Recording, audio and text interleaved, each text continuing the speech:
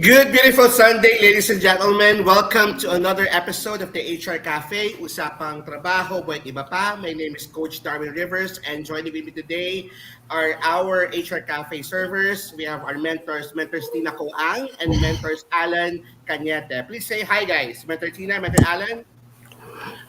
Hello, good afternoon. Good afternoon, good evening, and good morning, wherever you are in this beautiful planet. Let us all be grateful for this wonderful Sunday afternoon that will also be full of learning like the previous Sundays. And Of I'm glad to course. be back. Mentor Tina? Welcome back. Thank you, Coach Darwin, Mentor Alan. Welcome to everyone to the HR Cafe, your weekly habit of free learning, motivation, and inspiration that will actually boost your upcoming week. Our topic today is Dress to Impress, power dressing for professional success. So I'm very much looking forward to it. Sa mga nanonood po, pakiiwan lang po ang inyong pangalan kung saan kayo sa Pilipinas or overseas so that we can give you a shout out to the show. Coach Darwin, back to you. Thank you, Mentor Tina, Mentor Alan. Today is November 5, and we're already at 154th episode of our program. We've started this 3 years ago, and we're still running the show. And we are very happy that we have reached almost everyone here at the Philippines HR Group community. Please continue to support us. This is a weekly program. Now, here at the HR Cafe, Usapan Trabaho, Buhay Iba Pa, we are aired live at the Philippines HR Group FB page and also at our YouTube channel. We're also live at the HR Cafe Trabaho, Buhay Iba Pa FB page also. So you can watch previous episodes of our program on those FB pages. My name is Coach Darwin Rivers. I am the founder and president of the Philippines HR Group. I'm a certified life coach, public speaker, and motivational speaker, and also an HR consultant. And as I mentioned, joining with me today is Mentor Alan Cañete. Mentor Alan is a learning and development and OD practitioner with more than 30 years of corporate freelance consulting experience. He is the director of creative moves, business outsourcing, and one of the board of directors of the Philippines HR Group. Mentor Alan, tinama ko na ha, 30, hindi na 20. Oh, hindi na ako ina-Alaska ng mga kabatch ko. Nagpapabata raw ako eh. Thank you. Okay, and of course, our constant mentor, Tina Coang. Mentor Tina is an operations and HR leader with both local and overseas experience. She's a general manager of a retail company and soon to be a general manager of a food and beverage company. She's also well known for online content and blog Tina in Manila.com. She has been featured in different newspapers and magazines. She's also one of LinkedIn's top 100 Filipinos to follow. Mentor Tina, kumusta? You're on mute, Mentor Maraming Tina. salamat po sa napakagandang greetings, and I'm very happy to always be part of the HR Cafe. Kahit na medyo nakaka-stress ang buhay, we still have something to look forward to. And I'd like to greet Iris Buen Consejo. Yay, happy Sunday, guys. See you at Crimson Hotel at Alabang next week. Mary Jane T. Retig is saying, hello po mga coach, Sir Darwin, Sir Alan, and Ma'am Tina Coang from Binondo, Manila. Blessed Sunday po. Again, welcome to the HR Cafe. Unfortunately, Mentor Rhoda Ferentino, one of our HR mentors, won't be able to join us. But Mentor Rona has more than 20 years of HR practitioner experience working in different local and international companies. She's a president and CEO of Approach Social Geekers, a public speaker, and also an HR consultant. She is also one of LinkedIn's top 100 Filipinos to follow. Now, let's start our program. Here at the HR Cafe, we provide timely news and updates. We also impart knowledge and experience that are value-adding and beneficial to our audience. We discuss any problems, issues, and challenges, and provide answers and resolutions on different HR topics, as well as other topics that concerns our audience. We provide weekly free training. Ito po yung second part of our program where we have expert and seasoned guest resource speakers to discuss various critical, important topics for the industry. We also discuss new technologies, tools, and processes, as well as industry's best practice. At the end of the day, kami po mga coaches here, kami po mga mentors at the HR Cafe, ang layunin lang po namin ay to bridge understanding between employers and employees and also to provide inspiration and motivation to the working Filipino class. So, tuloy po kayo sa HR Cafe. Now we start our program. We've been doing this for more than 3 years. We always start our program in a good note, and this is via our wow quote for the week. And for this particular week, this quote is coming from Wayne Dyer. According to Wayne Dyer, self-worth comes from one thing: thinking that you are worthy. Let me repeat this.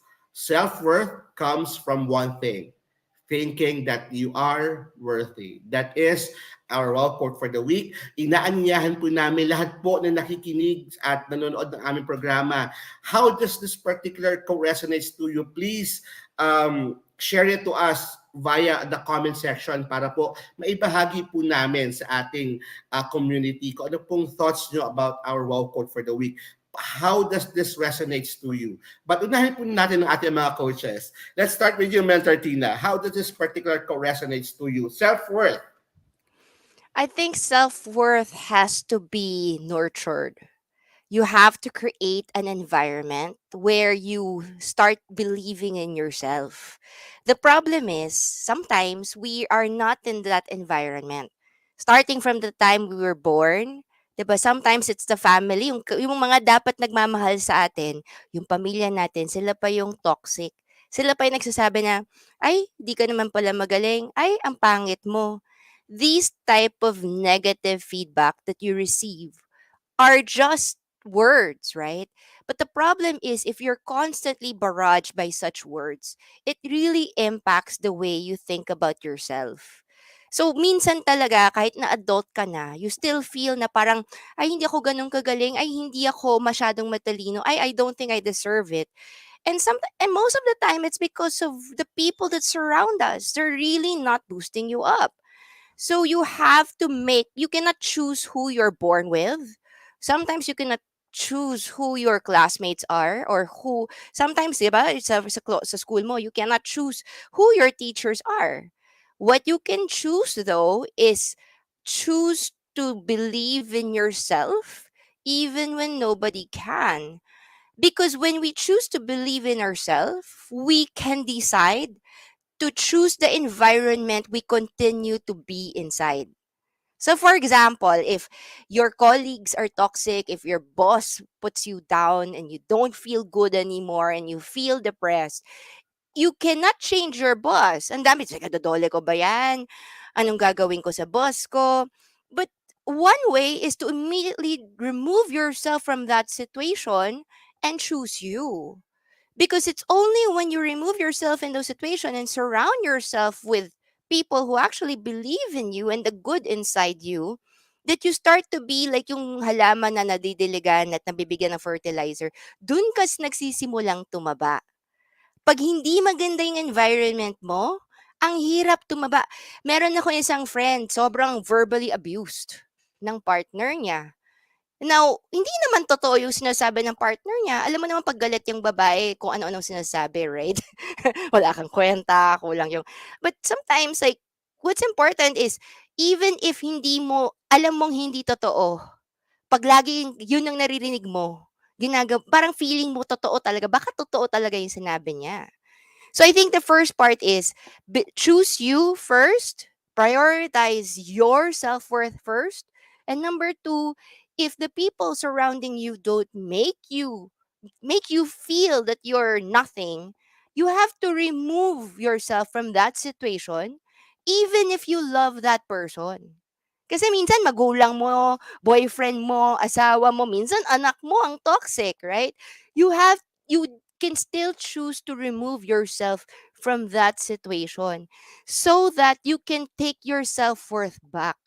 Thinking that you are worthy. Because if you don't feel you're worthy, what's life for? Kaya maraming nagpapakamatay. Ang problema lahat, may solusyon. Pero minsan, it is parang feeling natin walang-wala na tayo, yun talaga that pushes us over the edge. So choose to be worthy. Lahat naman ng tao may worth eh. Huwag kang maniwala sa mga taong nagda-down sa'yo. Pero 'pag meron, tanggalin mo na lang ang sarili mo sa sitwasyon na yun. Yun na lang ang best na pwede mong gawin. How about sa'yo, Mentor Alan? Okay, tingnan natin. No? Kasi ang self-worth basically is synonymous to self-esteem. The quote of Wayne Dyer essentially means that your self-worth is primarily determined by your own thoughts and your own beliefs and your own self-esteem, self-image of your person. If you believe that you are deserving of love, sabi nga ni Ma'am Tina, no matter what people would say around you, no, and you deserve love, respect, and happiness, then walang magagawa yon. Wala silang magagawa because you have a very strong self-esteem and your self-worth is high. I remember when I conduct core values, value formation, yung mga ganyang wave, mga view, and I call it in different names eh. One of the exercises na pinapagawa ko sa mga participants ko, to grupo ng mga HR managers I want them to estimate their self-worth by putting a money value on themselves from 1 peso to 100 pesos. Ito, itago na lang natin sa pangalang Linda at Rani or Rani, yung dalawang HR managers. Yung si Linda, ang self-worth niya is something like 98, 99, ganyan, taas. Pero yung Rani, he rated himself, magugulat ka, 80. Sabi ko pa, manager, ganun ang kanyang self-image. Then, according to their boss, ito yung kanya observation sa mga taong ito. No? By the way, Linda is the manager and Ran is the assistant manager. They're a big company. Hindi ko alam kung anong problema, pero according to the boss, Linda as an HR manager has a strong self-worth and it is shown in her decision making. She is confident in making decisions. She's effective in communicating. You can see in her authority, her ability to empathize and to become assertive as an HR manager. Career-wise, ando dun yung kanyang prospects of advancing in the organization.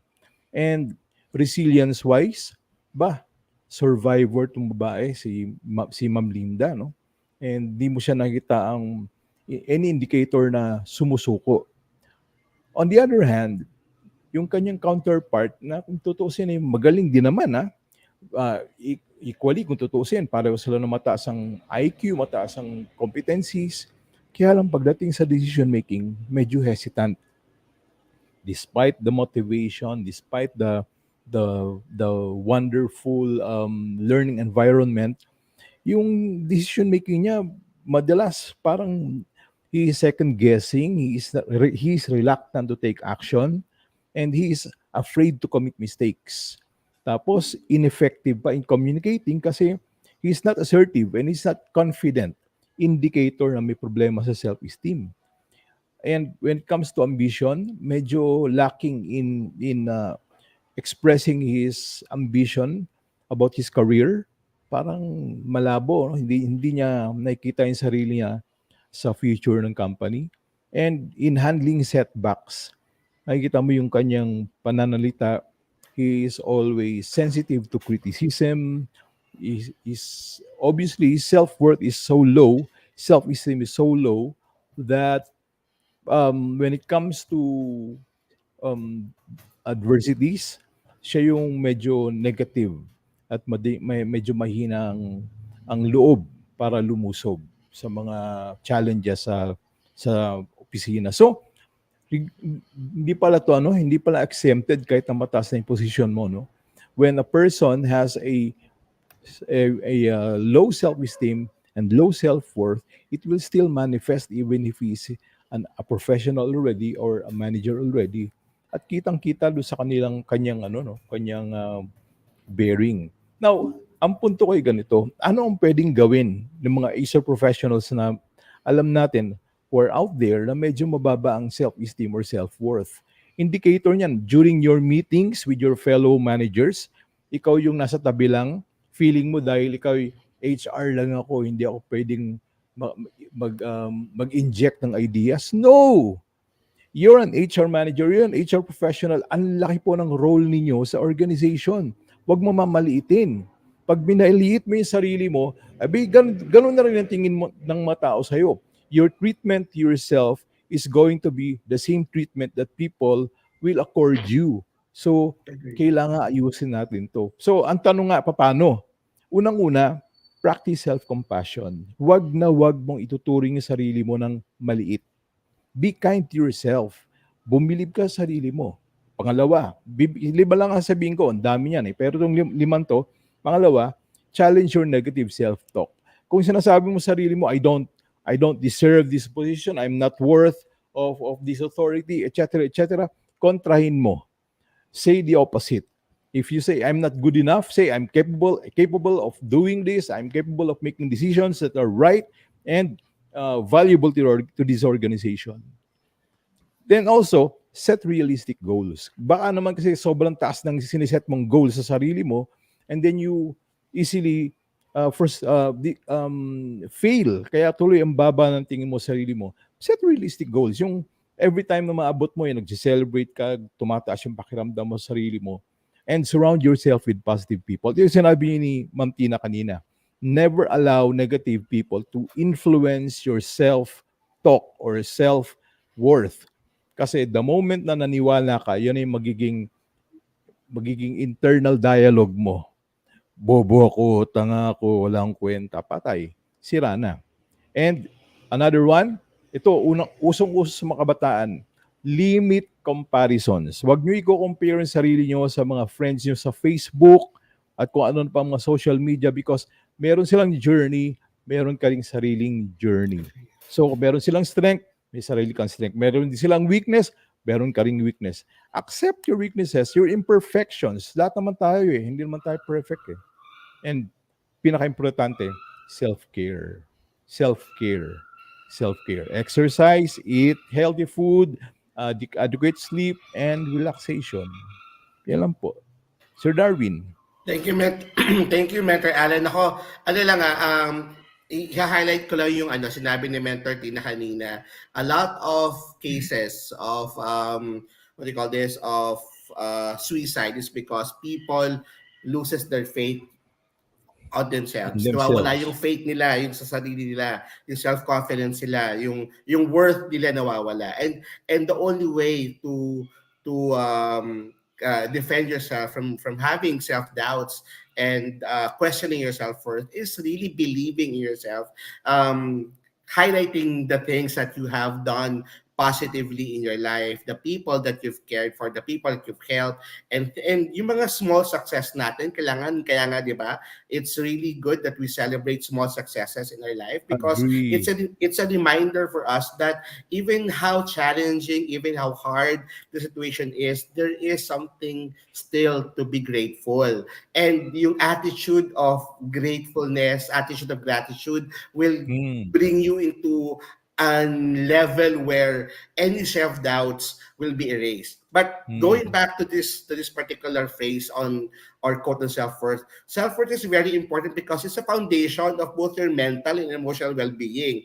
We have to remember it's our own belief system that defines our own value and worth in this life. So regardless, ito yung sinasabi ni Mentor Tina sa ni Mentor Alan kanina, regardless kung ano man yung external circumstances ninyo, yung family nyo, friends nyo, workmates nyo, or opinion of others, you have to protect yourself worth. You have to protect your mental health. You have to protect your own self because pag nawala yun sa'yo, then it will be a spiral down. So that's my opinion on it. And I'm sure, Mentor Tina, napakarami sa ating mga viewers. We have almost 70 people live watching us right now. Baka I'm sure marami silang thoughts about our topic. Yes, we'd like to give credit to Miss Iris Buencosejo. Sabi niya, this is so true. It's why I created my own clothing line. Power dressing signifies to people that you're serious about little things, attention to details. It's a form of respect. She says, as Angelic or Daniel Dohelo, self-worth is, of course, it's how you give value to yourself. It does not depend on the perception of others about you. If you know your worth, negative comments from others won't affect you. Iris again says, I love this self care environment talk. I recently left a business partnership that only financially and emotionally drained me. It was impeding my family life, and family was more important than any business or career deal. Naka-inspire ang talk na to. Super 100% relevant and very hard na ikaw pa yung nadagagaslight or ini-invalidate. Empathy should not be a gateway to abuse. We'd also That's like to very greet Miss Daday Salahedino who is watching from Paranaque, and Miss Mary Caballero who is wishing everyone a great day of learning. All right, okay. next. So let's continue. HR question for the week for everyone. Is there a cut-off for paying employees their 30th month pay? Kasi meron mga kasi November na ngayon, 'di ba? May mga nagtatanong na mga new hires. Meron kaya kaming 30th month pay? Am I entitled to 30th month pay pag na-hire ba ako ng November, may 30th month pay ba ako? Pag na-hire ba ako ng December, may 30th month ba ako? At magkano ba yung magiging 30th month ko? At entitled ba talaga ako sa 13th month? So this is the question that we have for this week. Mm. Mentors Tina, being a entrepreneur and GM of retail company and soon F&B company. What's your take on it? Ganito lang yun, kasi maraming nagtatanong kung paano ang computation ng 13th month pay. Number one, if you have worked for over 1 month in your employer, you are eligible for 13th month pay. But you also have to confirm kasi not everybody in the company is mandated to receive. Supervisors, managers, real managers are not really obligated to receive 13th month pay unless it's part of their contract or it's part of company practice or you've enjoyed this benefit for a very long time. So while all rank and file has 13th month pay, not everybody actually is obligated to receive. Pero ang mas maraming tanong is, paano mag-compute ng 13th month pay? Ganito lang yan, di ba? Kukuha ka ng cut-off, the beginning date and the ending date. Let's assume ang cut-off ng company ninyo is November 30. So that means yung December 1 of 2022 hanggang November 30 of 2023, yun yung cut-off ng 13th month. Kasi dun sa 13th month ng previous year, hindi pa kasama yung December. 'Di ba? Kasi minsan may mga tao nagko-compute-compute, hindi ba? They need time to compute as well. So, you have to know first, ano yung cut-off ng company niyo. In my company, it's December 15. So, December 16 ng 2022 to December 15 of 2023 is our cut-off. But it varies per company. Now, alamin nyo po kung ano yung nakuha ninyong basic pay for every single cut-off. 'Di ba kasi pag may sahod kayo, may basic pay, plus overtime pay, plus holiday pay, plus allowance pay, and all other pays, right? Alamin mo kung ano yung basic pay mo lang. Ilista mo yan sa bawat cut-off na kasama sa year na yon. Then divided by 12. Kaya yung pag may nagtatanong kasi, ma'am, absent ako, kasama ba yon? Ganito lang yun, wag mong i-count yung absent na. Wag nyo na i-count yung overtime na. Ang i-count nyo lang yung pinasok nyo. Okay? Don't count the absences. Only count what is paid to you on a basic pay basis. Add all of that and divide it by 12.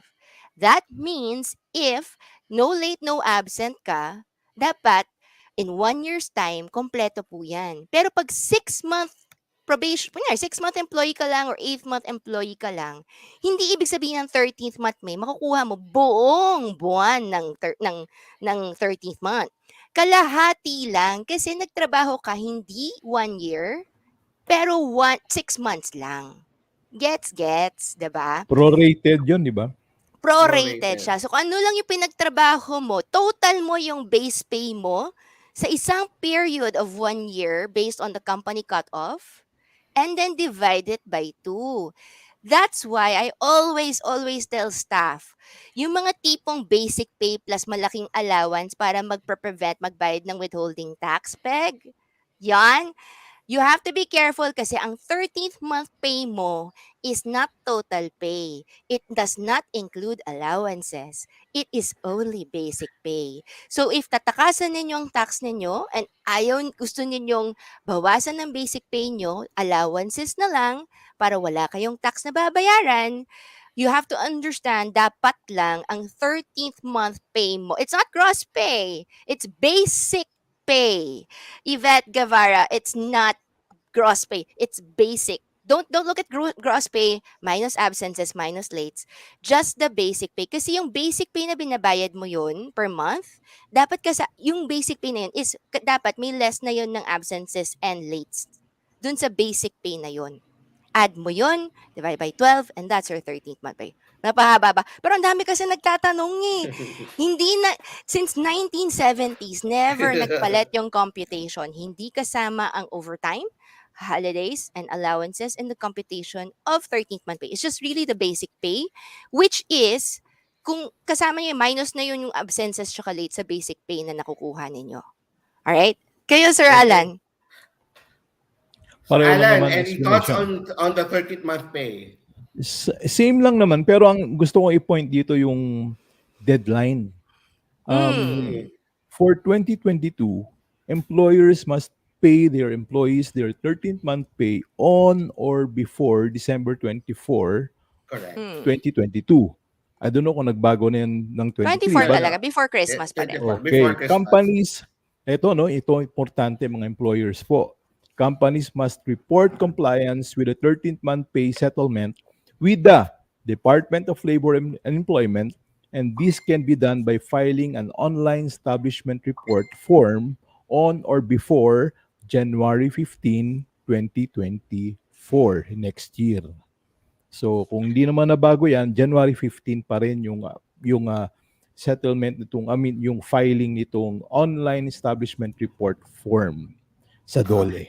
Ito yung nakakalimutan ng karamihan sa mga HRs natin kasi nakafocus sila sa 13th month pay. Yung reportorial part sa DOLE, minsan nakakaligtaan natin. So, we just have to remind everyone that hindi lang po sa pagbibigay ng 13th month pay sa mga empleyado, part of compliance also of the company would be to ensure that you reported properly to DOLE on or before January 15th of the following year.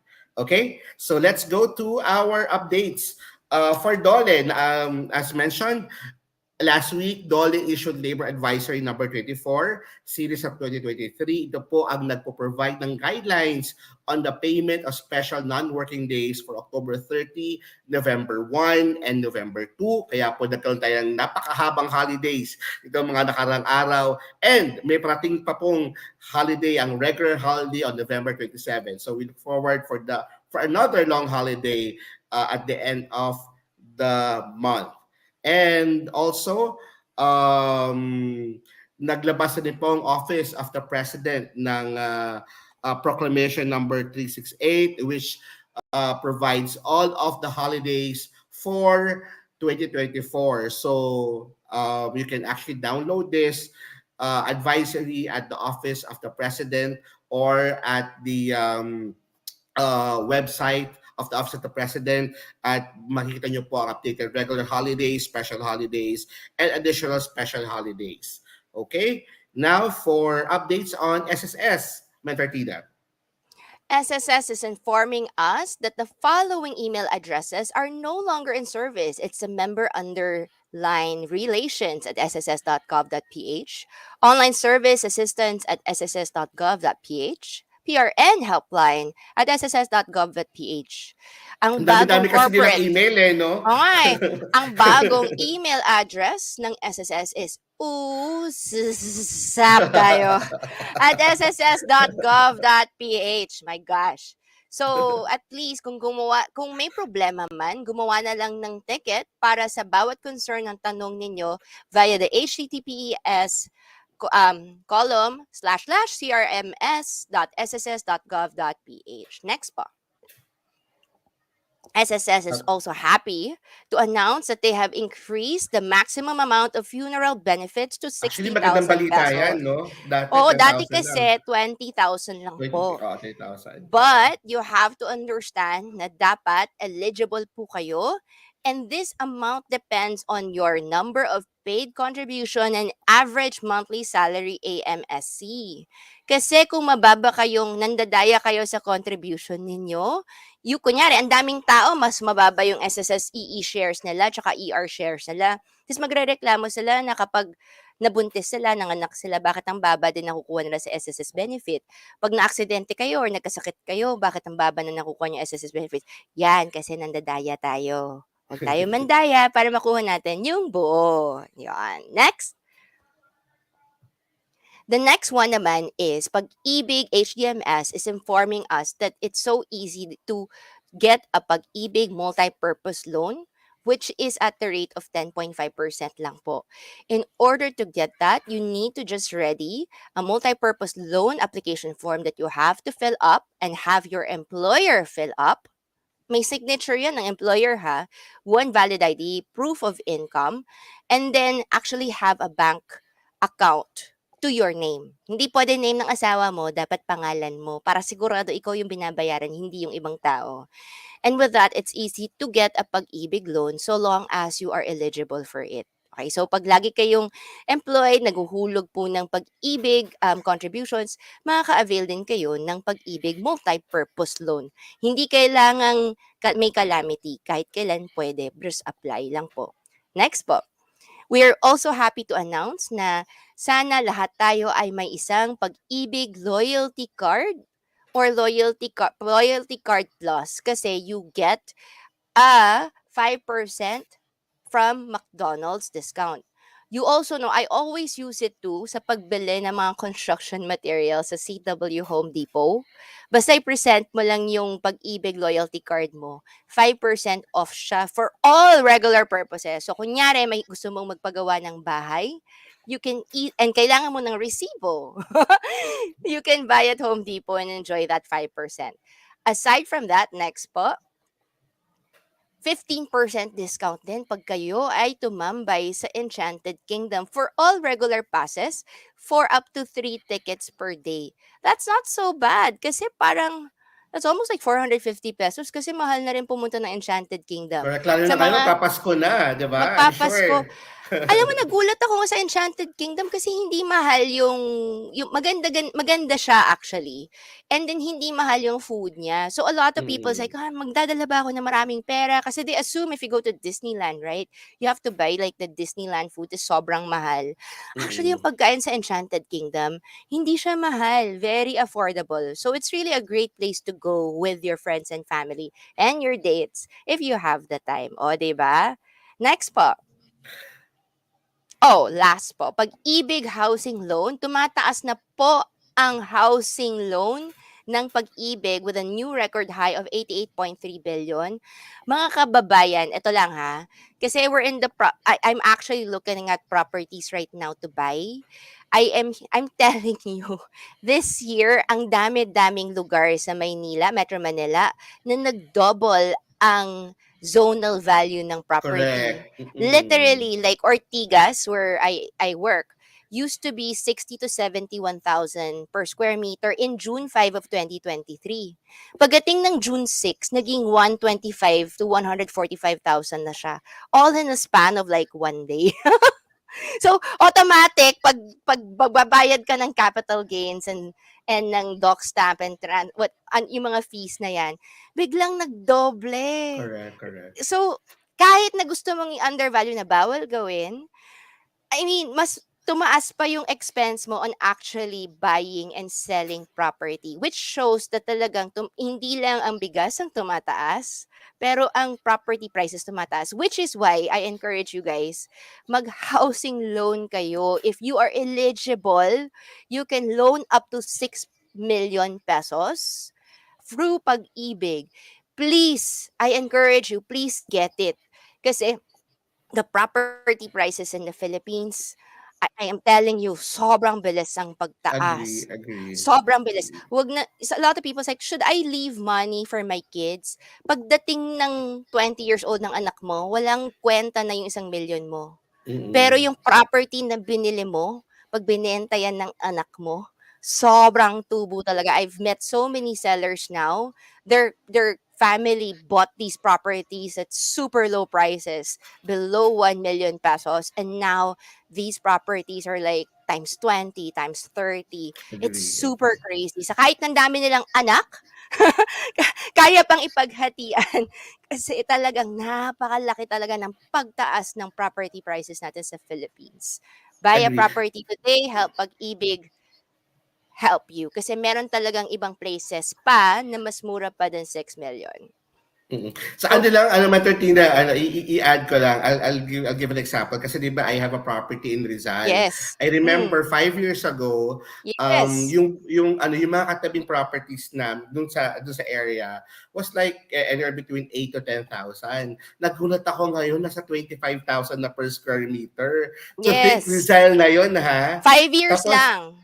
5 years lang. Tapos Oo. yung mga premium pa na Mm, halos magkatabi lang, yung mga premium na overlooking and stuff, it's 40,000 to 50,000 per square meter. correct. When Grabe. before, it was only 5 to 10,000 per square meter. In a span of 5 years, it's times 10 ang tinaas. So that's the Yes. reason why we really encourage our kababayans. Ever since, diba, Mentor Tina, we've encouraged our kababayans to buy real estate property. Kasi True hindi pag-ibig.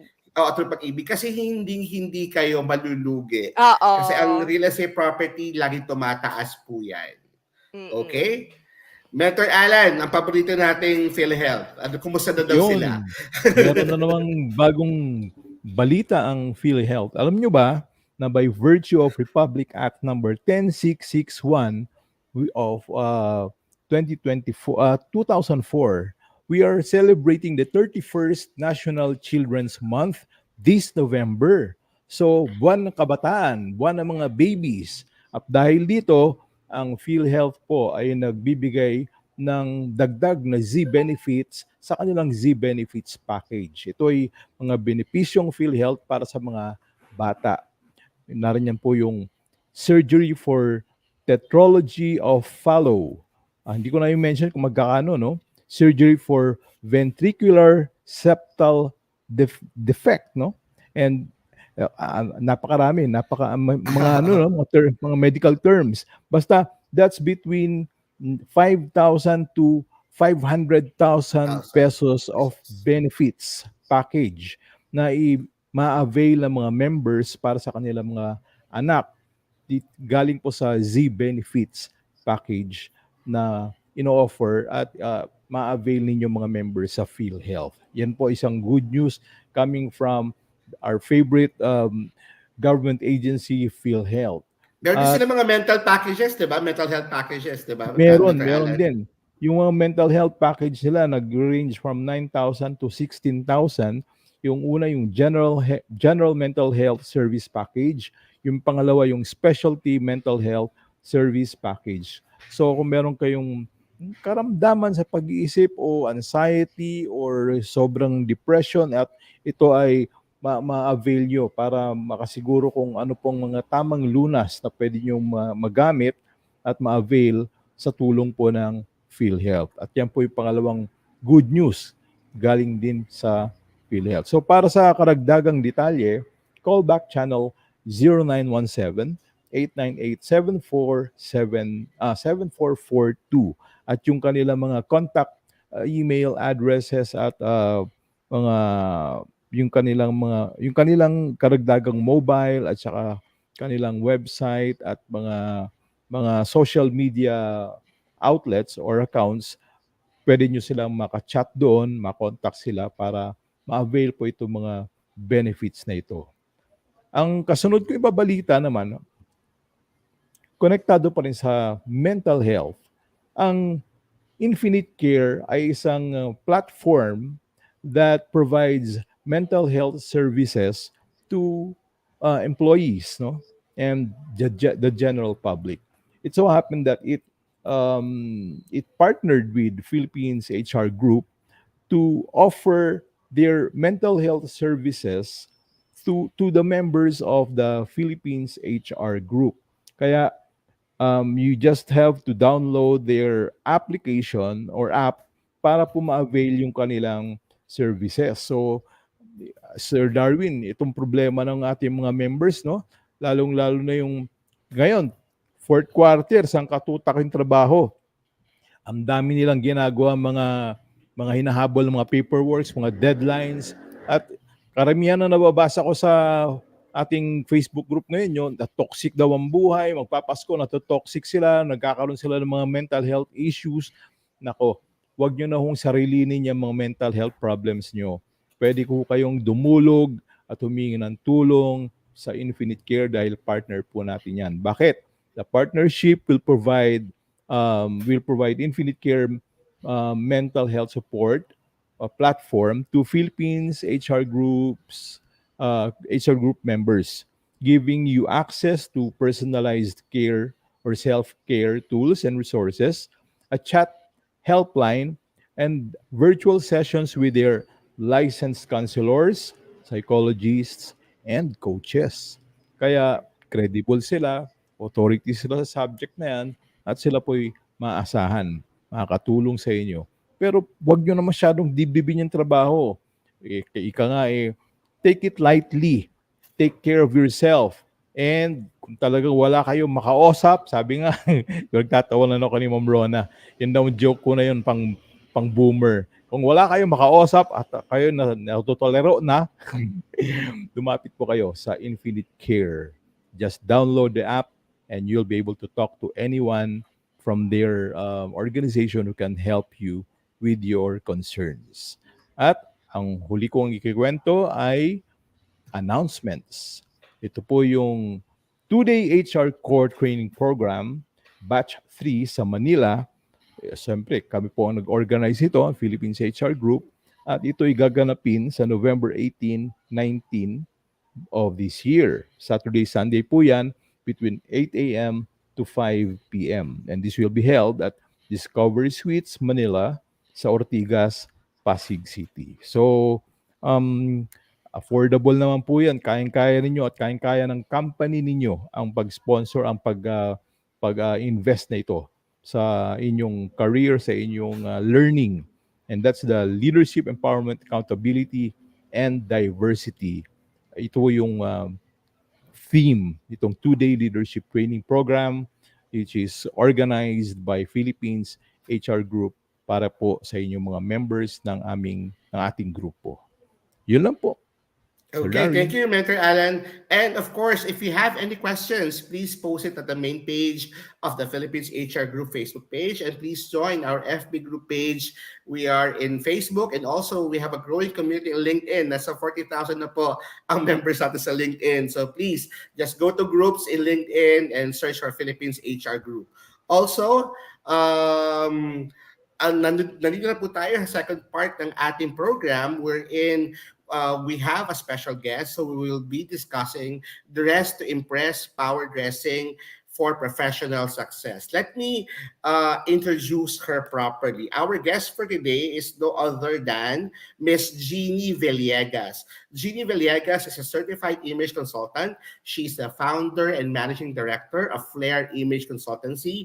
Ginny is a certified corporate etiquette consultant also by the Protocol School of Palm Beach. She is the immediate past president of AICI Philippines chapter, a fine arts graduate from the University of Santo Tomas, Manila with knack for style. She received her training and education from John Robert Powers, Manila, and the International Image Institute in Toronto. After a decade of experience in image training and consultancy, she founded Flair Image Consultancy in 2013. She is lead consultant and curriculum director of for their image consultancy, and her image program as well, grounded on aesthetic aspect of image and philosophical anthropology. She conducts specialized modules and color analysis and professional grooming and dressing. Before setting up Fairy Consultancy, she had extensive experience as a freelance visual artist, value research speaker, and image consultant. Ladies and gentlemen, we're very happy to have here in our program Miss Ginny Villegas. Hi, Ginny. Good afternoon. Hi, Win. Thank you for inviting me here.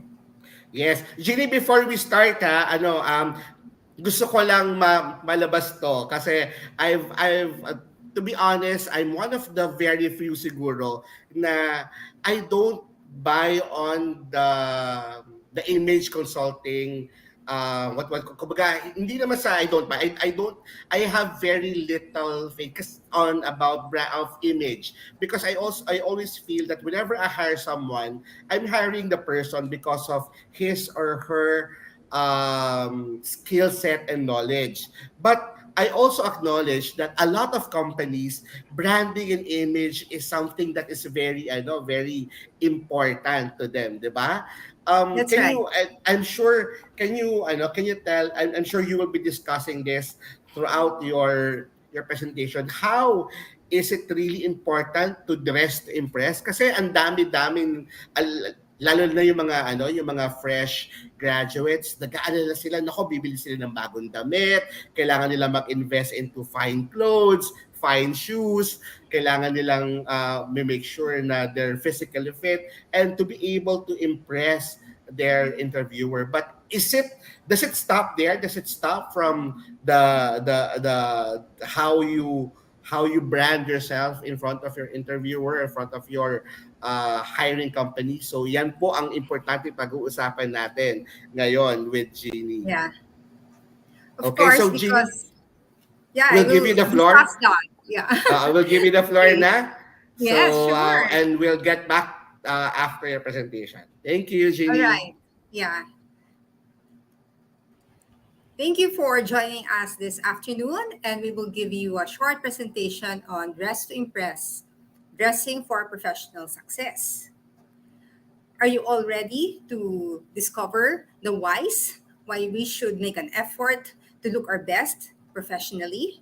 Well, I would like to bring up this topic based on the following subtopics of why we dress to impress. One is because we manage our image and first impressions. It's managing image and first impressions. Second, because we can enhance our professional appearance. And third, I will give you tips for power dressing. Okay, are you game? So let's start. First, we talk about image. As Win asked me, why is it important? Because it is important for us to manage image and first impressions. Why so? Because I would like to connect with the first part of this afternoon talk when you discuss self-worth, self-esteem. Well, first, we have to develop a positive self-image, and that has to do also with our self-worth. And actually, because image is our perception of ourselves, and we call that our self-image.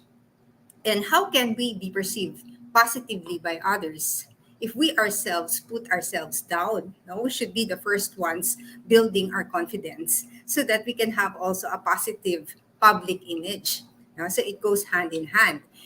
And as an image consultant, we teach our clients that you can achieve that through the ABCDs of image. One is through your appearance, B, behavior, communication, and digital presence. And this just proves that image is not all about looks. It is the starting point. That's why we talk about first impressions.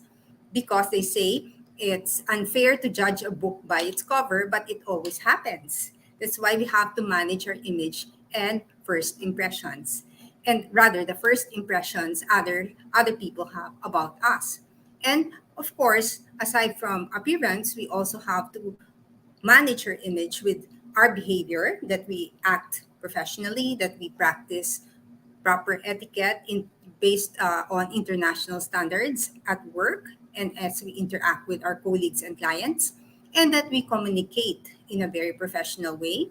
That's why, as an image consultant, we also give a high note to nonverbal communication, which is body language, facial expression, because we have to match, our gestures and our body language with the words that we are expressing.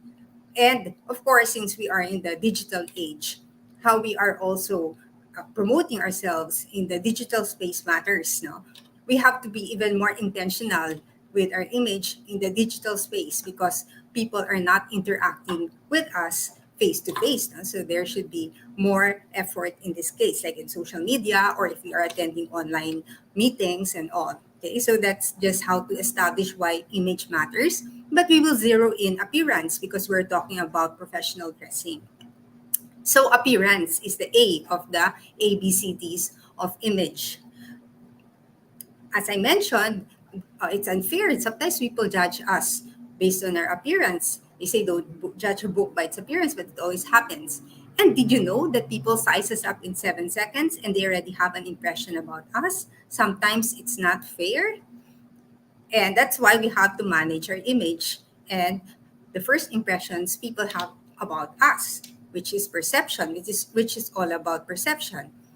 And this impression goes beyond the physical looks, right? Because what can be a first impression? It can be something positive. Oh, this person looks professional. Even if you don't know the person yet, just with the way the person's dressed, alam mo, may alam siya, di ba?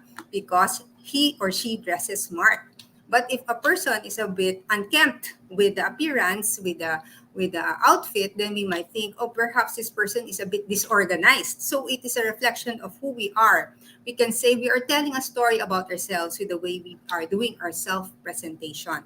That's why we give a high note to impeccable grooming from head to toe, right? Our level of hygiene, cleanliness, neatness matters. Making sure that we're well groomed. If you're a man, well shaved, and that your clothes are well pressed, and you are dressed to impress. Of course, and then personal style is already how we are expressing our personality to others. We just don't have to be like copying the latest trends, but at the same time, we should be able to project, our personality with our choice of clothes. And that's why having the right color coordination and combinations matter also, when we go to work and when we socialize with others. And here, I just want to emphasize the impact of image. No? So we also call it the impact of communication, the three V's. First is visual, vocal, and verbal. Did you know that visual is the biggest part of the pie? We call it physiology.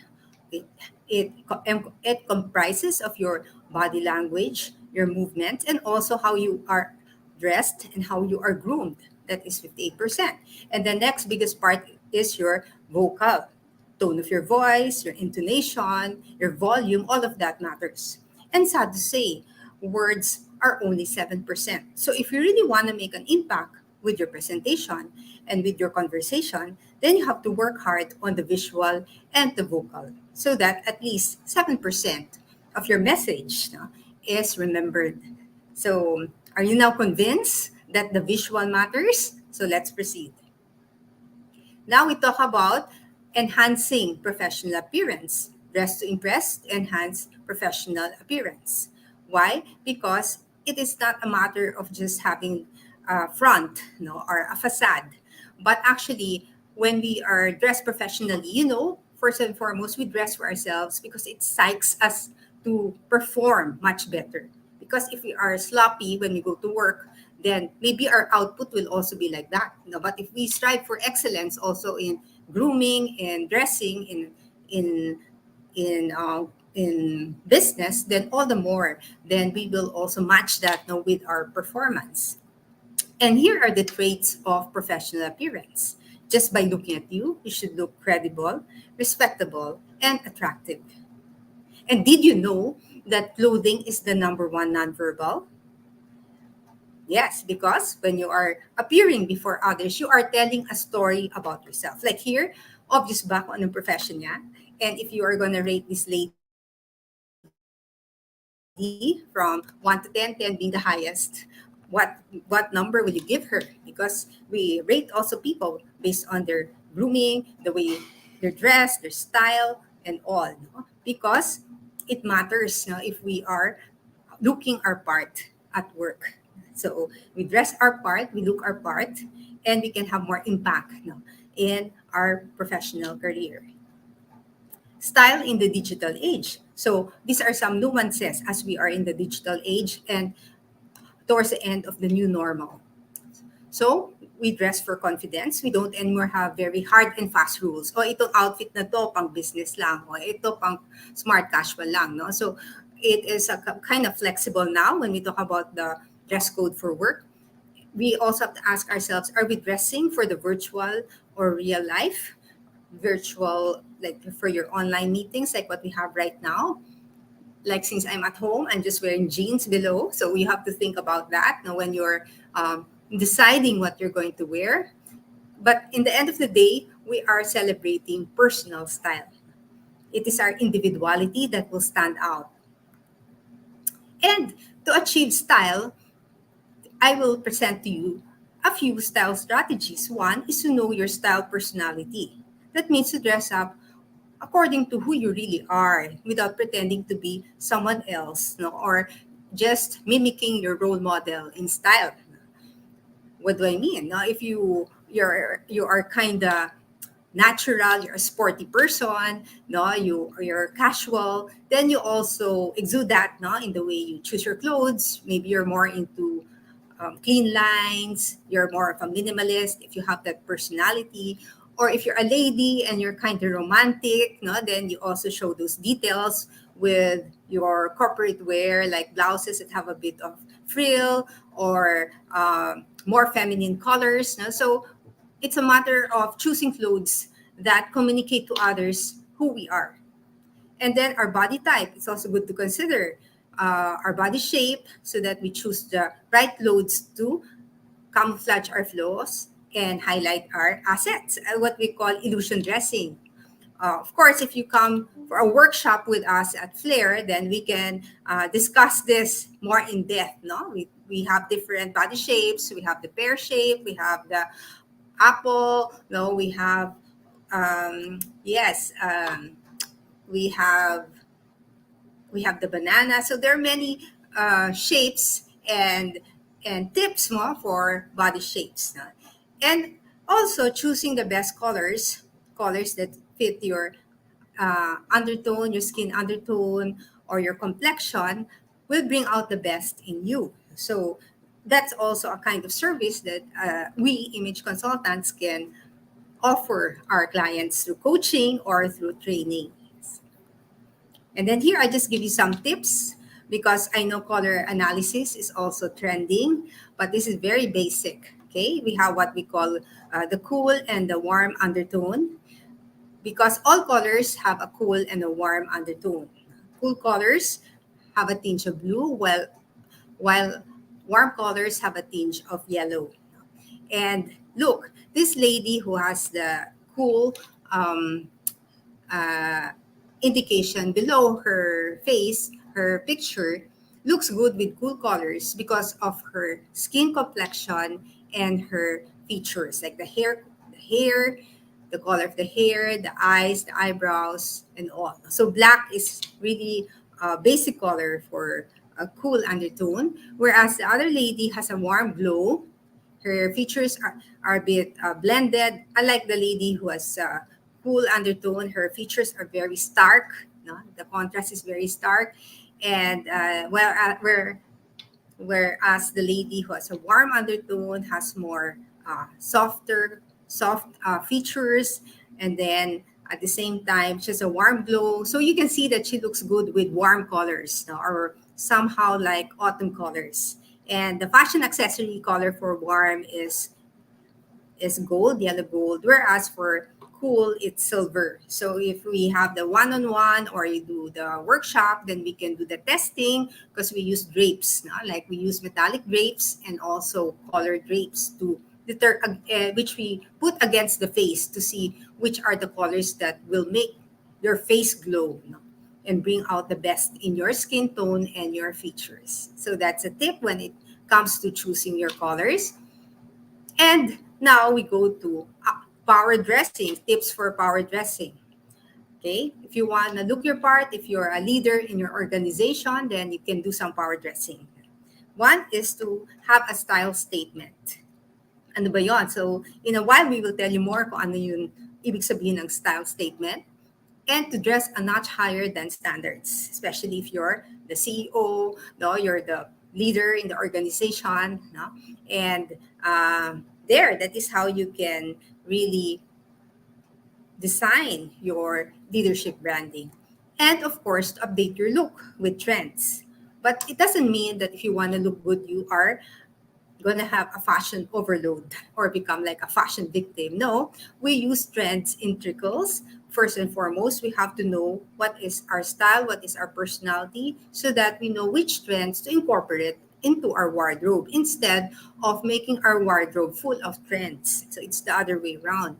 That's why if you want to be a classy dresser, it's also good to invest in good pieces, no, classics in the wardrobe, no, that are tried and tested.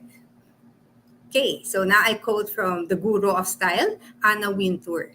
She says, "Let it be unique for yourself and yet identifiable for others." So Anna is telling us that there should be some consistency with the way we dress.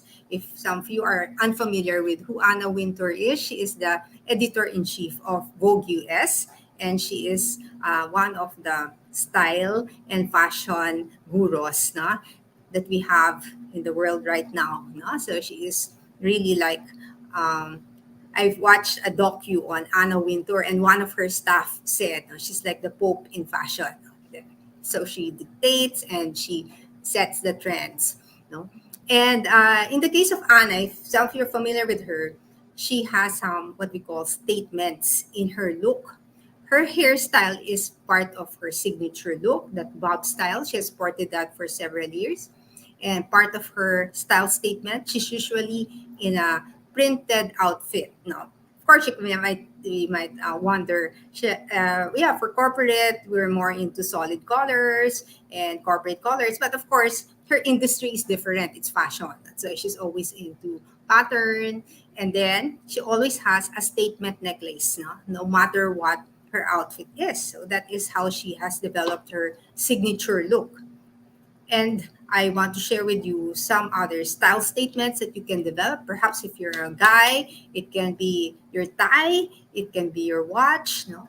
Or if you're a lady, you can see, will you have a style as your style statement, a necklace, or earrings, or a scarf, or colored blazer, no? That everyone can identify as your style statement, no, a way of defining your personal style, no? So that is something you can work on as you develop your own personal style. What is your style statement? And I would like to eh, um, end this presentation by talking about how we can reinvent your look, no? Okay, because I said let's update the look, no, with trends. So now let's talk about corporate wear. So the traditional corporate wear is a suit, for what is a suit? So it's a set, right? Jacket and pants for guys. The tradition, and of course the classic suit also has a vest, no? That is the business suit. And for the ladies, it's a jacket with a skirt of a conservative length. No? That's the traditional corporate attire. And we know dress codes are mandated by corporate culture. No? So if your corporate culture is more traditional, you are in an investment company, then perhaps up to this day you have that kind of dress code.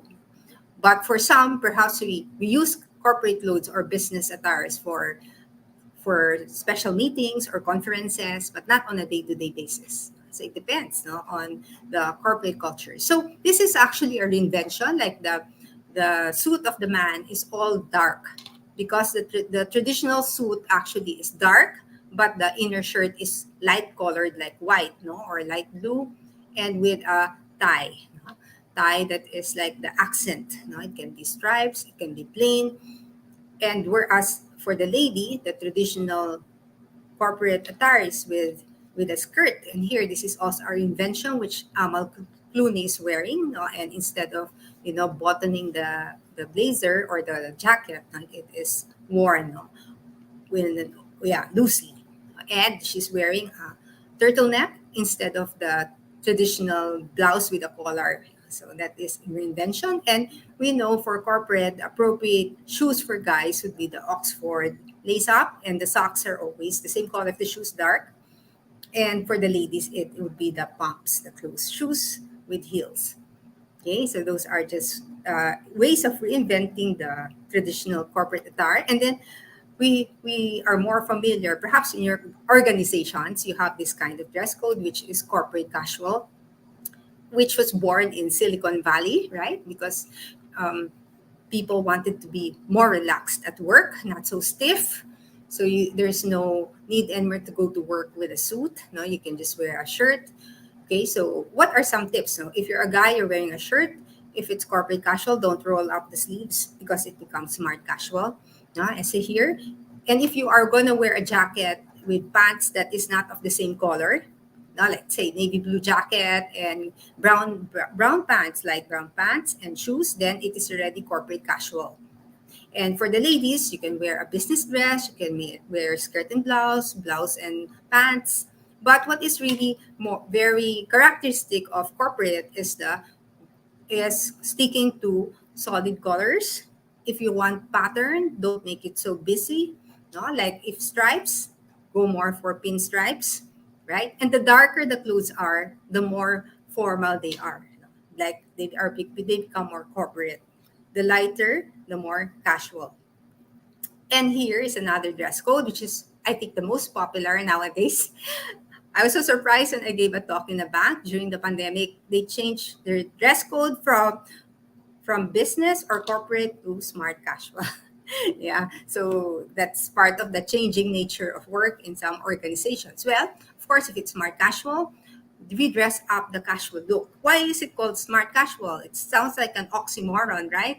Because we add the word smart to mean na pinag-isipan ng konti in casual look. Hindi lang siya t-shirt and jeans and rubber shoes, right? So if you're a lady, you can wear nice jeans or or khaki pants with a nice blouse and sandals, then that becomes smart casual. No, for a gentleman, the same. No, you wear a nice shirt with khakis or with jeans, then it becomes smart casual. Okay, so it's a matter of dressing up the casual look because we should try always to look our best, even for casual occasions. Or perhaps for some of you, this is the Friday go-to, no?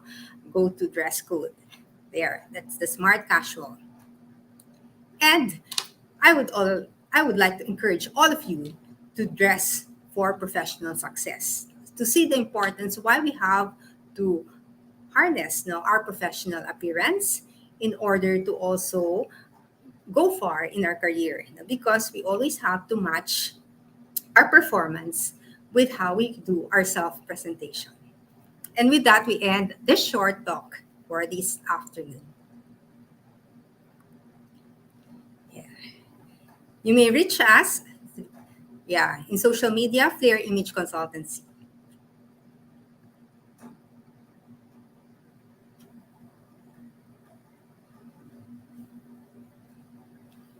Hello. Thank you so much. We would like to welcome questions on the floor for Miss Ginny Villegas. So kung may tanong kayo, now is the best time para at least, di ba?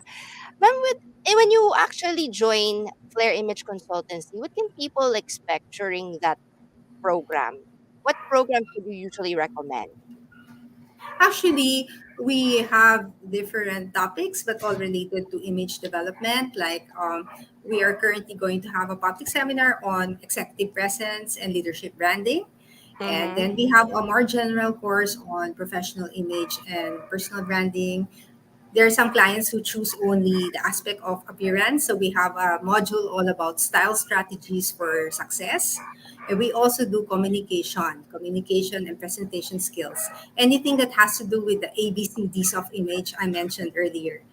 We do training in that area. We also do one-on-one for Okay. executives and professionals.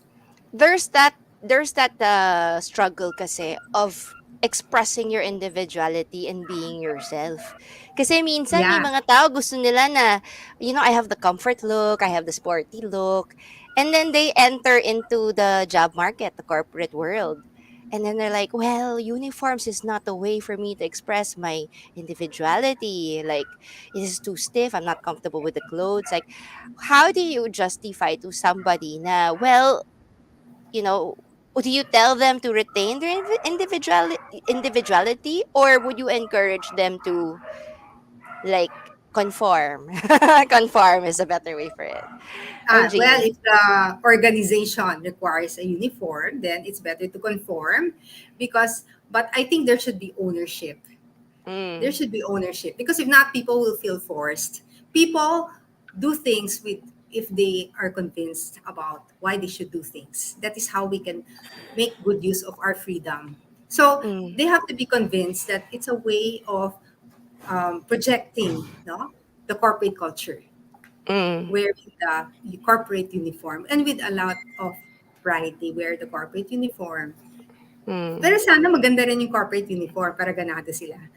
Meron akong kilalang isang company, ang corporate uniform nila, lahat ng tao naka-heels tsaka naka-miniskirt. Kasi in fairness, may-ari naman is a girl.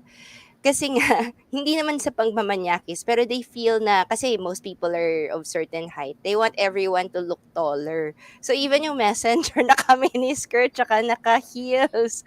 What do you think? Because, I mean, is there a line on how you should conform? Kasi Meron sometimes, di akong ba? comment dyan. Meron akong Oh, comment dyan. And I learned this mga from a oo. Canadian image Oo. consultant. Di ba? Kasi that's a misconception that you look taller Mm. when you have a miniskirt. Oo, di Because ba? Kasi, in reality, many Filipinas have chubby legs. oo nga.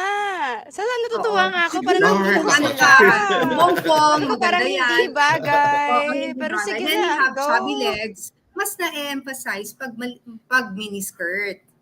Mm. So the best length really for work for a uniform is knee length. You know why? Because the Mm. knees already cut the legs. There's already a line. Mm. Mm. You just follow that line because if you have so many lines cutting across the legs, you look Mm. smaller. Mm. And Okay. then another thing is when you sit down and you have a mini skirt, it's a giveaway. Mm. Mm. Tama. Tama. It's not Yes. appropriate for work if we want to talk Mm. about decency in the workplace. Mm. Yeah, I, correct. I have a question, Miss Jeannie, and this is for I think this question goes for all of the people who are applying or fresh graduates. Mm. I've heard about this before, and I've read about this before that it is suggested that whenever you're applying or when you're when you're doing your interviews, you have to wear something that is pastel or earthy tones, like Mm. pink, blue, green, something that's pleasant to the eyes. And they would not recommend strong colors like red, black, or yung mga dark colors. What's the science behind that? Kasi I remember we have an office mate before, sinasabi niya palagi siya nakakapasa pag pink ang sinusuot ng long sleeve. So parang ano Actually, daw yun, oo. parang ano daw yun, parang subok na niya na pag nag-pink siya, makakakuha siya ng job offer. Parang gano'n. What's the science behind that? I think because you look very yeah, you look Young. very fresh. No, you look Mm-hmm. very eager to work when you're wearing something light colored. Yeah, there's lightness in your appearance, eagerness. Yeah, like when Mm. you think of light colors, you think about new beginnings and all. Okay, Mm. got it, got it. Better Yeah. Alan, any questions about image building? Kasi di ba trainers are normally in front of a lot of people, di ba? Our image as a trainer is very important to us also. What do you have any questions for Miss Jeannie? Isa lang eh, how can you apply this concept of power dressing that sometimes would require people to abide or conform to a certain dress code or fashion when you are talking about diversity, inclusivity, and people from different races in one workplace? Baka merong prejudice na culture. How do you address that? Oh, so I think that's already up to the company to address, because you have Mm. to think of a dress code, no, that is encompassing. What's Yes. your view naman, Ma'am Ginny, about branded products? Kasi talaga there are some people who wear the belt, the bag, the shoes, 'di ba? Like is that parang 'di ba there, a lot of people they wear branded products as Correct, a correct. status symbol. Is that something you would actually recommend? Kasi Like, sometimes din, 'di ba? Like for example, Miss Gigi, Actually, i-highlight ko lang yung sa sinasabi ni Metro Tina. I had this before. I had an interview with someone na Mm. na ano siya, para siya Christmas tree sa dami ng alahas niya. Pero ang ina-applyan lang niya isang entry-level possession. Pero talagang super ang lalaki ng mga diamonds, sa mga golds, sa mga, alam mo yon yung parang mas mayaman pa siya sa CEO namin. So parang, Yeah. Hmm. is that an impression that would, is that positive or negative na pag nag-power dress ka, naka Louis Vuitton ka from head to foot, pumunta ka sa isang interview, yung mga ganon. Is that something I, that may pros and cons ba yun? May pros uh, and cons ba uh, 'yon? well, Coach Darwin, I would like to throw back the question to you. So, what was your impression about that lady? My impression is the person really eager to work is specifically because ano siya eh, parang born with a silver spoon, 'di ba? Mm-mm, mm-mm. And it's the first time that and the work that is expected to her would be really more of field work kasi ano siya, Ah, mag-audit siya oo, ng mga oo, sites eh. So at ang hirap naman na for example, ang pupuntahan niya mga construction sites pero naka-ano siya, Pag-alis naka-dress for niya the wala nines na. siya. Oo, di ba? yeah. Yeah. But you know, that's part of education. Yeah, Mm. Mhm. of people, of the youth, no? Like, in fact, if people come from the old money, Mm, rich families, they mm. don't do that. Many of those who dress that way are never rich. Bagong They want to bagong flaunt. yaman. They want to Mhm. flaunt their wealth. Mm. Yeah, Yeah, but those who are really rich don't do that. I think I a I agree. basic refrain from oo. yeah, because they like it's so some people are so embarrassed not to wear branded stuff with very big logos eh.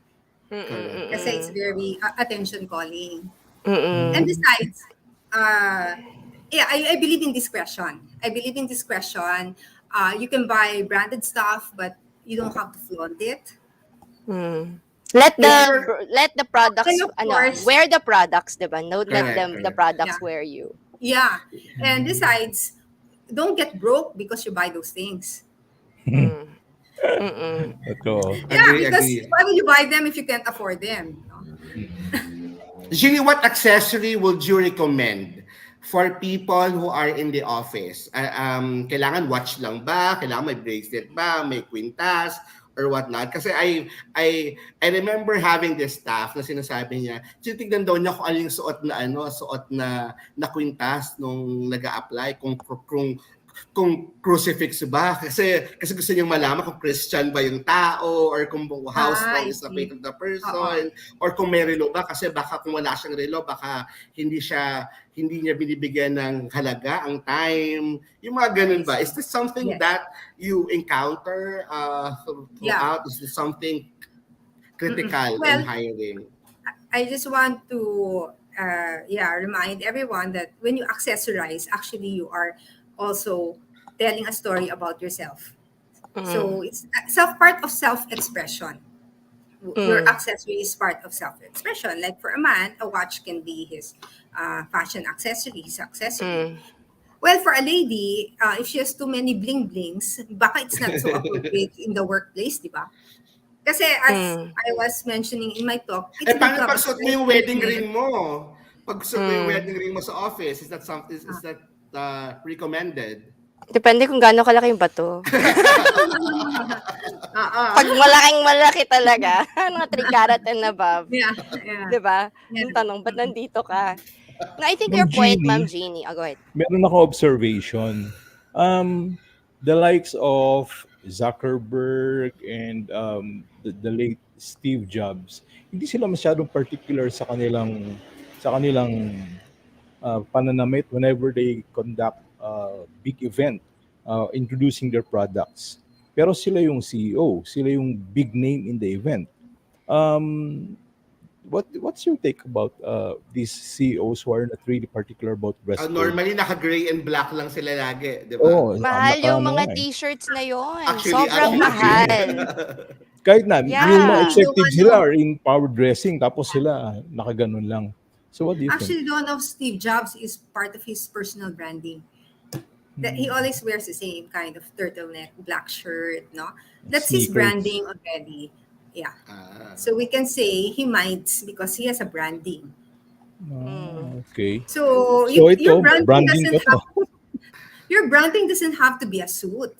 Mm. Mm, Yeah, you should think really what is your style statement and signature look. Mm, okay.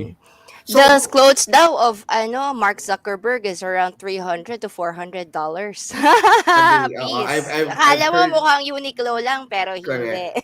Correct, correct, Mahal, correct. mahal. Why they dress Ginny, that way? Because their corporate culture is not corporate. I mean, mm-mm. Yeah, it's smart casual, it's It's tech. yeah. casual. Okay. Yeah. Uh. But if It you Ginny, Yeah. are reflects the president of company an culture. investment bank, they will be not wearing those things. uh, Mm. Mm, Ginny, okay. are tattoo something a no-no? Kasi 'di ba a lot of teenagers ngayon nauso Mm. naman talaga na talaga nagpapatattoo sila in different parts of their bodies. Would you recommend tattoos especially if you're starting your career? Or In the arms. earrings for Kitang-kita. male. Earrings for Oo. male, saka yung may earring pa rin, Oh, yung mga earring ba yan? may mga piercing, Genie, may mga Piercing sa piercing, ilong. may tattoos and whatnot. What's your and yung iba pa nga color ng hair eh, 'di ba? Yung parang Kulay Yeah. violet. violet, Red. Yes, red and yes. stuff. I Oo. think that's part of the inclusivity. Yeah. Okay. There Mm. should be just some well, it's already up to the company to put down their foot, no, and have some policies if they think a person is going overboard already. But yeah, I guess it's up to the person to have that kind of self-expression because in the end, it's there are many yeah, even style icons who have a lot of tattoos like David Beckham. So I'm hands off that topic. And of course, if you think the nose ring is inappropriate for work, I agree with you. But outside work, maybe. Oo. Mm. Genie, who's your who would you recommend would be a model for professions in the corporate setup na dapat gayahin yung style ng mga nasa start pa lang sa community, nasa start pa lang ng work. Yung mga celebrity natin na talagang na pag nakita siya yung magandang role model in terms of sense of style. Because Mm. many of our celebrities are wearing the branded stuff from head to toe. Mm. So they're Mm. not the best role models for Okay, okay. professionals at work, right? That's what Mm. Miss Tina mentioned a while ago, right? Mm. So I think simplicity is the key to Simplicity look is elegant at work. Yeah. mhm. Yeah, and I think I it's not flashed, expensive. yes, and I flashed a slide a while ago with a corporate attire. I think Amal Clooney is very elegant. Mm. If you saw her picture, yeah, Mm. and that's how a professional can dress. Yeah. Professional dressing is also not as expensive as it used to be before. Kasi before, dapat if you want to have a suit, you had to tailor it. Before you had to tailor it for women. Yung mga dressmakers was very uso before, and now there is Mm-mm. like Zalora, Shopee, RTW, and correct, Shane, correct. Zara. You can buy those online, so it's Yes. from different budgets talaga. Yeah. So it's very good clothes are accessible. Hindi na katulad before na you wanna buy a jacket, like a professional jacket, and it costs more than 10,000. Now you can get a professional jacket for what? 1,000 or less. depending, and it's really on how you wear it.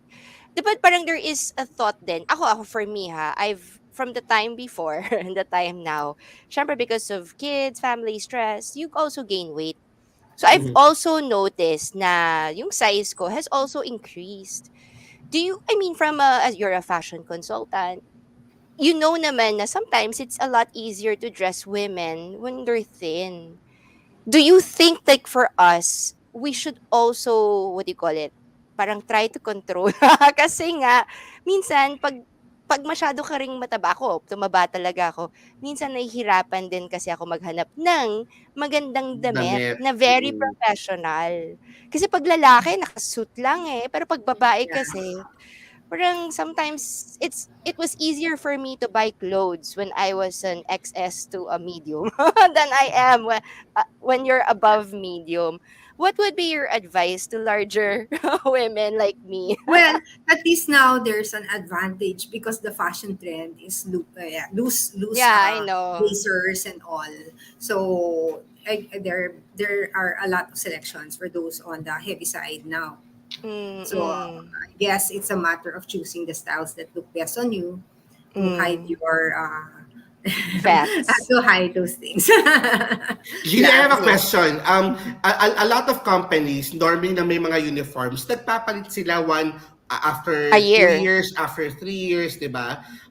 For example, Cebu Pacific, nakailang palit na Mm, sila ng uniform. mm, McDonald's and Jollibee, nakailang palit na sila ng uniform. What triggers that change para magpalit sila ng uniform? Kasi if pag nagpapalit ka ng uniform, and this is from the standpoint of an employer, that's an investment eh. That's an additional mm, investment for the for the for the employees. Kasi, di ba? Kasi you have yeah. to buy a new set of Mm-mm. uniforms and whatnot. And also, may nag-message na friend ko, sa mga ano daw, sa mga restaurants, so karamihan doon ng mga waiter naka-black, eh usong-uso pag nagbabar ka, naka-black ka. So minsan daw, kapag kakama na siyang waiter, dapat daw may uniform ang mga waiters na ibang kulay. Yun lang. As I mentioned, the uniform is part of the way of expressing the corporate culture. So it really depends on the company to decide on that. But the reason why they have to change every now and then the uniforms because uh, meron naman yun end, what do you call that, the wear of a unit of clothing has an end. Wear You and really have tear. to wear and tear. You really have to change it. You really have to, in fact, I think yearly is even better kasi di ba faded na siya. mm. Hindi, pero change ng style eh. Change ng style Mm, change sinasabi ng natin. style. Change ng Mm-mm. style. Di ba? Parang PAL. Di ba? Before, iba yung uniform ng PAL sa ngayon. Di ba? Ang Cebu Pacific, iba yung uniform nila. Dati talaga sila, nakadress sila. Pero ngayon, naka-pants na lang ang mga stewardess ng Cebu Pacific. So, is that, Those are part of the an effect of the changing nature of work. People are so casual now. Even the nurses, they don't anywhere wear the white dress. No, they're always Yes. wearing scrub suit because naka-scrub that's suit an na lang? effect of the pandemic. People have Mm-mm. become so casual. Yeah, Got it. so it's really up now to the companies to know if that's the level they want or they want to, Mm. you know, uh, Changing trends din, 'di ba? innovate it. Kasi my competitor changes their uniform once a year. So napaka-active talaga ng marketing team nila. Hindi Yeah, pa tapos pagtapos yeah, ng taon, pagkaiba yeah, 6 years yeah, ago, ang yeah. uniform nila principal. Mm-mm. Ngayon, ang uniform nila PE teacher. So nag-move sila from principal to guidance counselor Yeah, to PE teacher. yeah. It Mm-mm. become like more and more casual as the years went on. Pero Yeah. talaga sayang lang din yung uniform nila. Sabi ko, why palit sila ng palit ng uniform, yung benta hindi tumataas. I mean, kasi, Yeah. but they have a In very Yeah. good marketing team. in view to that, Ginny, kasi 'di ba, mostly in fast food chains, they would normally play on the color of red. And red Mm. daw, and the reason why red is because red parang it signifies comfort. I mean, food, parang ganon. Is that something, may scientific basis ba na pag fast food chain ka or pag food and beverage ka, kailangan red, yellow, or orange yung yung theme colors mo? Kasi Yeah. McDonald's, Jollibee. Because Mentortina will be launching her own brand of food and beverage this year I ba or see. early next year? Yes, red and white din kami. Gagaya kami kay McDonald's and Jollibee. Yeah. Follow-up question related to Darwin's. Yung bang color, ma'am, merong influence sa psychology, sa Actually, productivity, sa that's the mind ng question mga talaga. workers? What Yes. color would you recommend para maging tumaas yung productivity? Mm-mm. Mm, Yeah. Okay, so we go first the one of the food, no? Yeah, because it's true. Those colors will perk up the appetite, no? If you have red, yellow, orange, and then mm, with productivity, well, I think a color that makes people very serene. If you want them to work, calmly and all is blue, mm, mm, blue, white, and all. Because they get more hyper when the colors are very bright. So it mm. depends on the output you want. So yung But mga most field want is better. worker tulad ng mga man at work, orange, red, yellow, yan eh. Kasi yun yung sasabi nyo, they need that because hyper dapat sila. Yung mga indoor dapat medyo cool. Medyo Yes. mellow. Like you see Medyo the mellow. way the office is designed, diba? Usually those are Mm. the tones more of earth, Okay. white, blues. That Very is true. interesting. There are Interesting. sciences behind it, diba? Like with, Mm. it's come to a point now that we have so much data that it's becoming more and more scientific, down to the type of lights that you put in your office, to the type of clothes, and even the hair. Right? You look at flight Mm. attendants; their hair are styled a certain way. Even Correct, their correct. makeup I, set, I their remember in makeup kit. college, we were taught that in asylums daw, they paint the walls, everything inside the asylum pink kasi it has a calming effect among patients. Lalo na yung mga Mm, violent type, kumakalma sa pink, something like mm. that. And Yeah. it signifies love. Wow. The love energy, something like that. Mm. Ma'am Jeannie, you've noticed you have a lot of students before. Could you describe to us the type of students that you encounter and what is the result after going through your program? Okay, so are you talking more about the individual students or the Yes, corporate? individual students. Yeah. Okay, so sometimes people come to us because there's a change in their lifestyle, no, Mm, and they mm, want to cope with the adjustment because we also have to mm, work on image and personal branding. And mm. I remember also a lady who came to us, who came for an image session because she wanted to know the colors that look best on her. We have also color analysis after she gave birth, no, because it was a way of boosting Correct. her morale again. Mm, Yeah. So when times people come to us to build also their confidence, yeah, mm. And yes, what is your view then of plastic surgery? Kasi nandun na tayo sa dressing eh, 'di ba? So physical. O, So, 'di ba? uso-uso yan ngayon, yung Uso mga na nose ngayon, lift, mura na yung ngayon mga mga nose lift, nose fox jobs. eyes, nose lift, yung mga ganyan. Is this something should people invest on physically Yes. changing how they look for Like them to be more lipstick, appealing in promotions and in getting that particular position that they want or in moving up the corporate ladder? Hmm. well, my opinion there is if the procedure will not really change your looks completely, to just enhance, and you can afford Mm. it, why not? Hmm. Nakakatakot kasi 'pag nabanggal eh, 'di ba? Hindi mo na siya Yeah, mabalik. yeah. I've seen so But many people who's improved their looks through plastic surgery, but there are also some very small whose plastic surgeries didn't go so well, yes, and Correct, yes, correct. very regretful yung plastic surgery yeah. nila. So, how do you There's a decide? risk talaga. Agree, agree. So, Mm, Jeannie, But you as don't have to aspire for perfection if you want to improve uh your professional appearance. You just have to look mm. professional, and you're Sabagay, 'di fine. ba? You're not in the beauty industry, or you're not a celebrity, you're a professional, right? Pero tama do naman you, si Ma'am Jeannie, 'di ba? Like we wear clothes so that we show we are competent.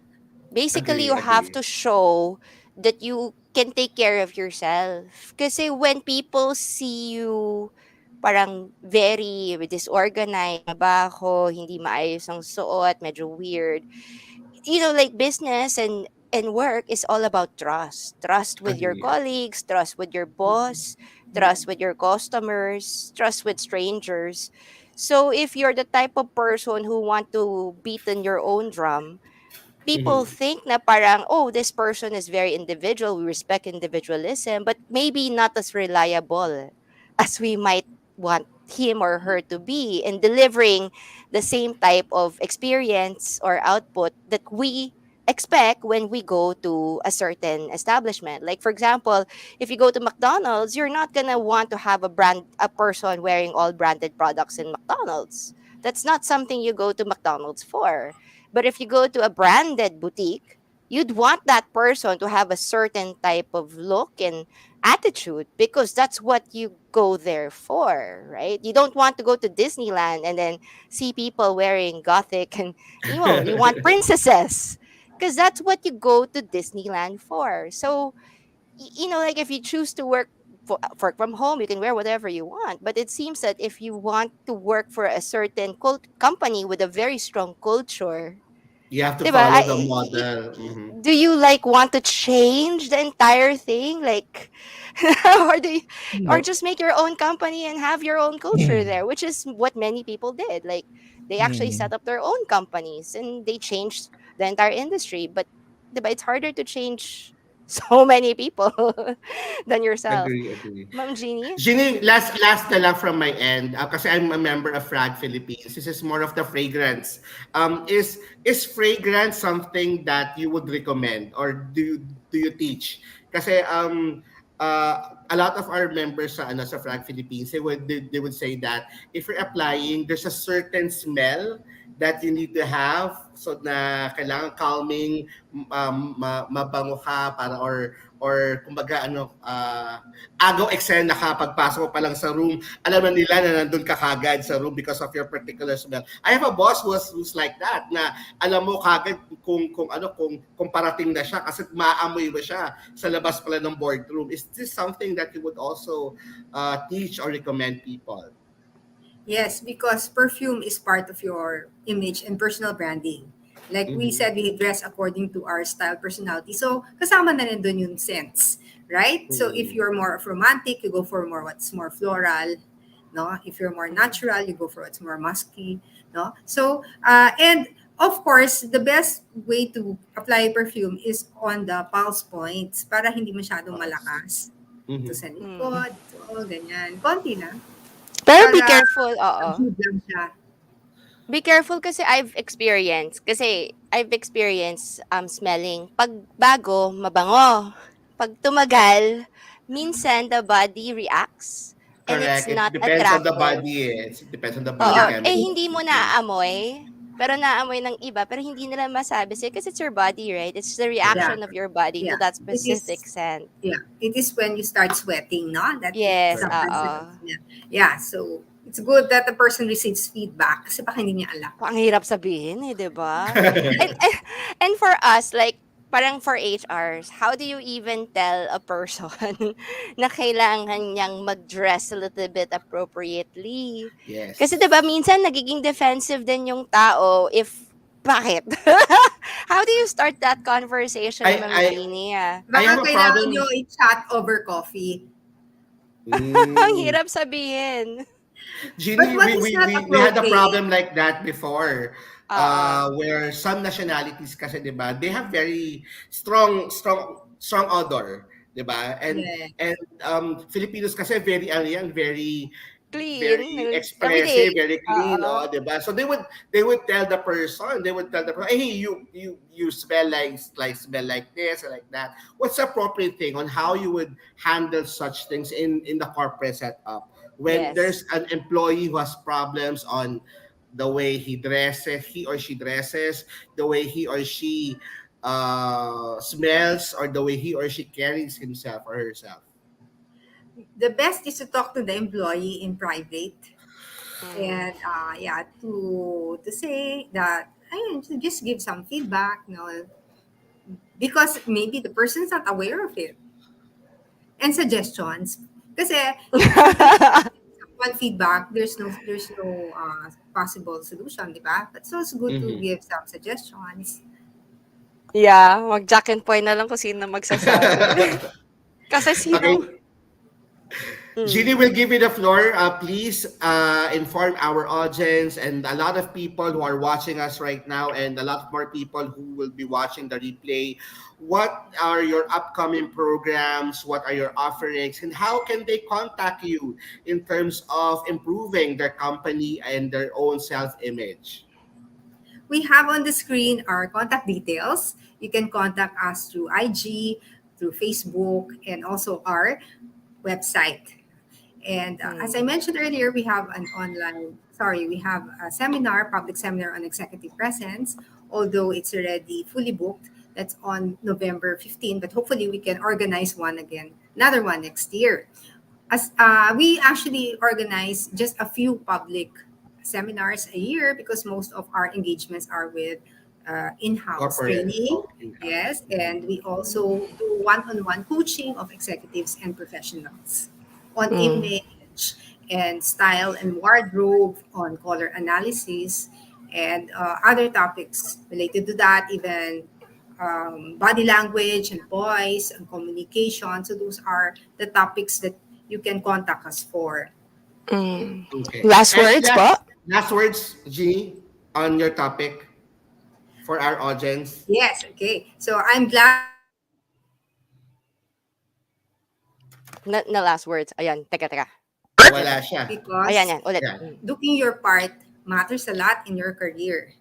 Mm. So, and in order to do your best to perform well at work, then you also have to match it, with your professional appearance. Mm. Sa akin Okay. naman, the last words is that I think people should not underestimate likability. And scientifically, it's been observed that people like other people who act and dress up and talk the same way. So if you're entering a company with a very strong corporate culture, it might hurt you might want to defend your individuality, but at the same time there's a reason why people freelance or be an independent contractor. You do have a choice to work for yourself or for somebody else, but if you choose to work in a large corporate setting and they look a certain way, it might be wise for you to actually adjust as well to what they themselves look to be, because it's not always about you. When you join a large corporation, it's sometimes about what the corporation is to the customer or to another third party and the type of expectations that these customers will have for that type of company, right? So if you don't look the brand, you might not be a good corporate fit. And it's not a problem, right? But it might also mean that you might not be the right person for that position or for that company.